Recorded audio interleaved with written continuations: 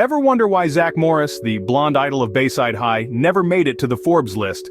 Well, buckle up because we're about to dive into one of his most notorious schemes. Now picture this, it's a typical day at Bayside High.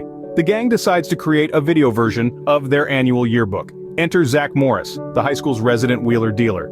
Seeing an opportunity for profit, he convinces the yearbook committee that he's the perfect candidate to produce this project.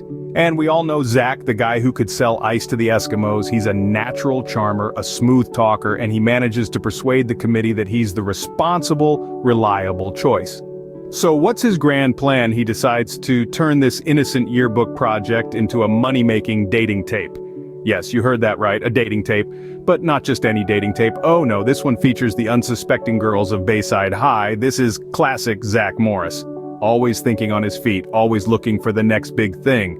He ropes in Screech, his loyal sidekick, to help him execute this plan. Screech, bless his heart, doesn't know any better and goes along with it. Now you might be thinking, surely this won't work, surely this outrageous scheme will fail. But this is Zack Morris we're talking about, the guy who made a radio station in his locker who sold spaghetti sauce using subliminal messages. The guy who time and time again has proved that he can turn the most absurd ideas into reality. And that's how Zack Morris, the entrepreneur of Bayside High, turned a yearbook into a dating tape. What could possibly go wrong? Well, as it turns out, a lot can go wrong when you mix business with high school shenanigans. You see, in the grand ecosystem of teenage blunders, Zack Morris takes the cake, and this time he did not disappoint. So Zack, our self-proclaimed entrepreneur, made a little oopsie. His loyal sidekick, Screech bless his heart, made the classic mistake of putting Kelly, the school's sweetheart, on the dating video. And oh boy did the phone lines light up like a Christmas tree. It was like the floodgates of teenage testosterone opened up. And every Tom, Dick, and Harry with a pulse and a phone was trying to get a date with Kelly. It was a constant barrage of calls, texts, and even some old-fashioned love letters, all because of Zack's grand scheme. And here's the kicker. Our dear Zack, who thought he was on his way to making his first million, ended up being the one to answer these calls. Talk about irony, right? It's like he was running his own little telethon, except instead of raising money, he was fending off his schoolmates' advances towards Kelly. Meanwhile, the rest of the school was watching this circus unfold. The reactions ranged from shock to amusement and everything in between. Some were laughing at Zack's plight, others were shaking their heads in disbelief, and a few were probably taking notes, hoping to avoid similar pitfalls in their teenage life. And as for Zack, well, he was regretting his decision faster than you can say, "I told you so." He went from being the school's ingenious entrepreneur to its laughingstock. It's almost like he learned that using people for personal gain might not be the best business strategy. Who would have thought? So, from a potential millionaire to a regretful schemer, Zack's entrepreneurial journey was quite a roller coaster, wasn't it? Now if you thought that was the end of Zack's troubles, you're in for a treat. You see, Zack's friends aren't the type to sit back and let him tarnish their yearbook memories with his harebrained schemes.